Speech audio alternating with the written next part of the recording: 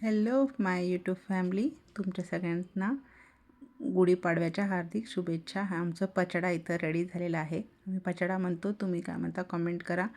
त्याच्यासाठी मी पचडा करण्यासाठी काय काय लागते हे सगळं बघूत आपण आता.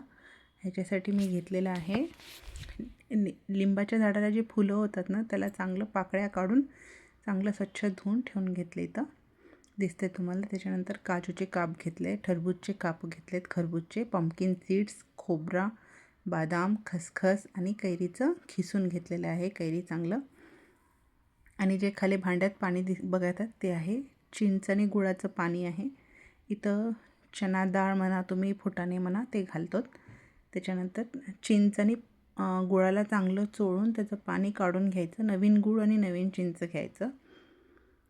त्याचं पाणी झालं म्हणलं की हे सगळं आयटम जे आपण कापून करून ठेवलेलं आहे ते सगळं घालून मिक्स करायचं. देवाला नैवेद्य चढवायचं. उगादी म्हणजे गुढीपाडव्याला हे देवाला नैवेद्य म्हणून चढते. पुरणाचे पोळ्यासुद्धा करतात.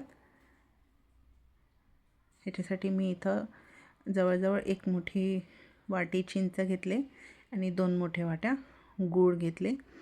हे संक्रांतीसाठी पण गूळ लाडू करायला विकतात बघा, ते गूळ आहे. इथं मारवाडीचे शॉप आहे, त्याच्याकडे चांगलं भेटतं गूळ. ते घेतले आणि ह्याला 1-1.5 तास आधी भिजून ठेवले चांगलं. मग इथं लिंबाचं फूल मी चांगलं निवडून घेतले. आमच्याकडे पाडव्याला असा पचडा करतो आणि तुम्ही कसं करता कमेंट करा. आणि नववर्षाच्या खूप खूप शुभेच्छा. पुढच्या व्हिडिओत भेटूया.